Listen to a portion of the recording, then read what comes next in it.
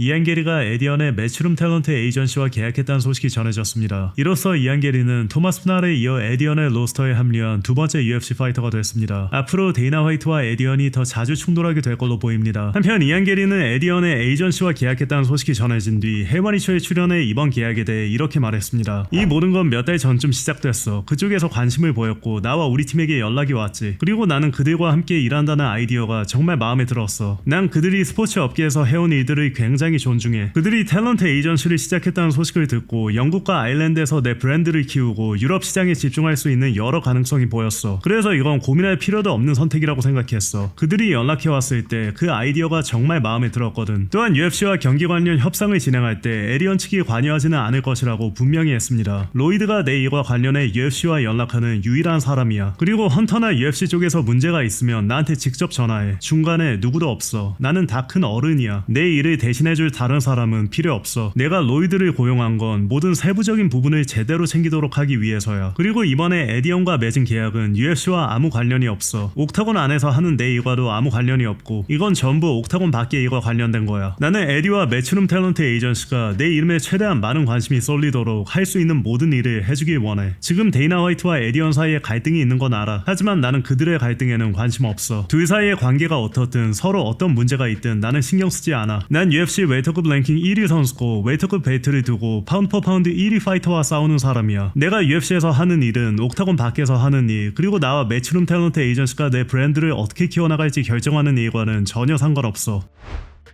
마이클 모랄레스가 오는 8월 UFC 330에서 열리는 이스람 마카체프와 이안 게리의 경기에서 자신이 백업 파이터를 맡게 됐다고 밝혔습니다. UFC가 나한테 마카체프나 이안 게리가 출전하지 못하게 되면 내가 대체 파이터로 들어가게 될 거라고 말했어. 나는 이스람과 이안 게리 경기에 백업으로 갈 수도 있고 아니면 누구든 상대로 한 경기 더 치를 수도 있어. 프라테스 얘기도 나오고 또 다른 웨이터급 선수 얘기도 나오고 있는데 난 UFC가 원하는 대로 하겠다고 했어. 어느 쪽이든 나는 8월 15일에 맞춰 개체를 맞추러 갈 거야. 어제 일리아 토프리아의 피지컬 트레이너인 헤수스 갈로가 일리아의 상태가 빠르게 호전되고 있다는 소식을 전했는데요. 이어 추가로 전해진 소식에 따르면 일리아가 빠르면 2026년 12월에 복귀할 수도 있다고 합니다. 의사가 우리에게 말한 건 6주에서 8주 안에는 제대로 회복될 거라는 거였어. 특히 전이 골절이 아니었기 때문에 더 그렇다고 했고 그 이후에 다시 레슬링을 시작하고 본격적으로 훈련을 재개하려면 그 부위가 정말 단단하게 붙는데 시간이 조금 더 걸릴 거야. 내 생각엔 최소 2-3개월은 충분히 걸릴 것 같아. 만약 일리아가 리매치든 다른 경기는 다시 싸우는 모습을 보게 된다면 아마 연말쯤이 될 거야. 12월쯤. 누가 알겠어. 지켜봐야지.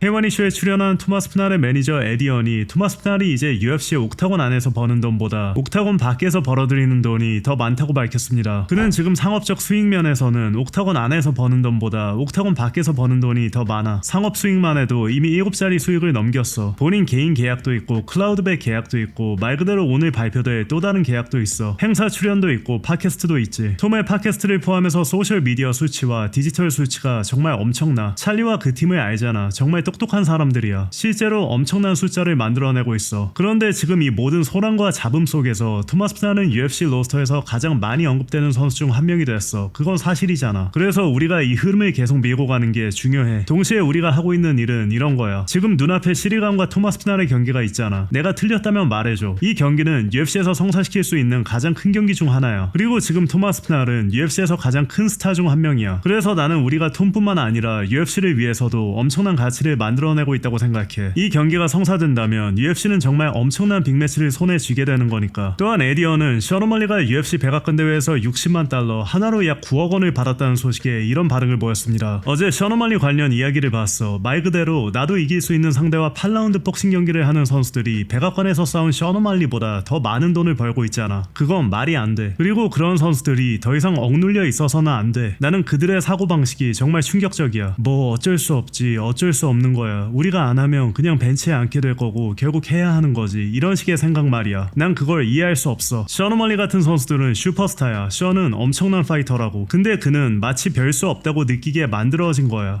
언더카드에서 8라운드 복싱 경기의 4번째 경기쯤에 나오는 선수가 너보다 더 많이 벌고 있는 상황이잖아. 넌 방금 백악관에서 싸웠고 엄청난 경기력을 보여줬어. 넌 자신의 건강을 걸고 싸우고 있는 거야. 네가 바로 탤런트야. 네가 바로 이 단체를 지금의 위치까지 올려놓은 이유야. 이 모든 걸 보면, 그리고 그리고 요즘 UFC 전반에서 이번 백악관 대회에서도 점점 더 많이 느끼는 건데 왜 이런 선수들이 그 자리에 없는 거지? 그들이 그 자리에 없는 이유는 단체가 그 선수들이 스스로를 스타라고 느끼는 걸 원하지 않기 때문이야. 그들은 션 오말리 같은 선수들이 자신에게 가치가 있다고 느끼는 걸 원하지 않아. 션 오말리가 뉴욕 시내를 걸어다니면 사람들이 몰려들 거야. 근데 어떤 선수들은 경기당 $10,000에서 $1,500만 받는데도 뉴욕 시내를 걸어다니면 아무도 누군지 모를 거야. 그러니까 배짱 좀 키워야 돼. 너와 네 커리어를 위해 마땅히 받아야 할 것을 얻어내려면 이제 싸우기 시작해야 돼. 옥타곤 안에 들어갈 때 자신의 생명과 건강을 걸고 싸우는 만큼 제대로 존중받고 있는지도 확실히 해야 한다고. 왜냐면 네가 바로 가치이고 네가 바로 재능이기 때문이야. 네가 바로 스타야. 코너 맥그리거조차도 마찬가지야. 넌 이 상황에서 네가 얼마나 강력한 위치에 있는지 알고는 있는 거야? 나는 코너 맥그리거가 하는 말을 듣고 믿을 수가 없었어. 난 속으로 잠깐 너는 우리가 중간 지점에서 합의했다고 말할 사람이 아니잖아. 너는 거기 앉아서 나는 내가 누군지 아니까 받아낼 만큼 제대로 받아냈다. 내가 코너 맥그리거니까 라고 말할 사람이잖아 라고 생각했어. 한편 션 오말리는 자신이 백악관 경기에서 $60만 받았다는 소식에 에디언이 반응한 영상을 접한 뒤 X에 이런 글을 올렸습니다. 난 소셜미디어를 보지는 않는데 우리 팀이 다들 내가 지난 경기에서 $60만 받았다는 얘기를 하고 있다고 알려줬어. 에디언은 내가 배짱 좀 키워야 한다고 말하고 있더라. 그래서 직접 얘기하러 왔어. $60만?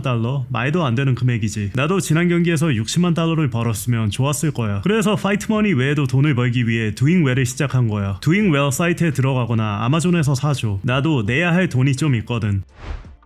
한편 코너 맥그리거는 파라마운트 인터뷰에서 오랜 공백기 덕분에 또래의 다른 대부분의 선수들보다 자신이 더 좋은 몸 상태를 유지하고 있다고 생각한다고 밝혔습니다. 난 내가 가진 휴식 기간을 봐. 그리고 이 업계의 다른 경쟁자들, 내 상대를 포함한 다른 선수들을 봤을 때 내가 그들보다 훨씬 더 좋은 몸 상태라고 느껴. 나는 충분히 쉴 시간을 가졌으니까. 난 지금 전성기에 들어서고 있다고 느껴. 이제 막 내 전성기에 접어들고 있는 거야. 이번 경기에 임하는 내 마음가짐은 그래. 이어 7월 12일 UFC 329에서 맞붙게 될 맥스 할로웨이에 대해서는 이렇게 말했습니다. 맥스는 뛰어난 실력을 가진 터프한 파이터야. 하지만 내 레벨은 아니야. 난 그보다 한 단계 위에 있어. 사실 여러 단계 위라고 봐. 기술적으로도 정신적으로도 신체적으로도 말이야. 게다가 우리는 170파운드에서 싸우잖아. 여기에는 여러 가지 요소가 있어. 맥스는 이 판에서 정말 꾸준히 많이 싸운 선수야. 실제로 옥타곤 안에서 보낸 시간이 가장 많은 선수지. 무려 8시간 30분이야. 정말 엄청난 시간이잖아. 근데 나는 그걸 보면서 이렇게 생각해. 그만큼 상대를 끝내지 못했다는 뜻이기도 하잖아. 게다가 맥스는 170파운드에서 싸워본 적도 없어. 맥스 할로웨이의 강점이 무엇이라고 생각하냐는 질문에는 이렇게 답했습니다. 네가 나한테 내가 맥스보다 뭐가 더 낫냐고 묻는다면 스피드, 파워, 파이트 IQ, 체력, 건강, 몸 상태라고 말할 수 있어. 지난 경기에서 맥스는 나한테 제대로 손도 대지 못했어. 그리고 나는 그때 ACL도 찢어져 있었어. 그건 이번에 내가 싸우게 될 개와의 경기에서 다친 거야. 두 번째 라운드 중반에 ACL이 찢어졌고 그래서 경기 운영 방식을 즉석에서 바꿔야 했어. 상황에 적응하고 극복해야 했지. 그리고 난 그걸 해냈어. 그때와 비교해 이제 맥스는 다른 파이터가 된 것 아니냐는 인터뷰의 말에는 이렇게 반응했습니다. 그래? 정말 그런가? 난 잘 모르겠는데. 난 크게 발전한 부분이 보이지 않아. 사실 걔가 발전한 부분도 나와 싸운 뒤에 생긴 거야. 내 움직임 몇 가지를 따라하기 시작했거든. 근데 그 다음에 어떻게 됐지? 결국 월드 타이틀을 따냈잖아. 그래서 내가 지난번에 맥스와 싸웠을 때 걔를 내 아들로 삼았고 이번에도 똑같이 할 생각이야. 더 처참한 방식으로 말이야.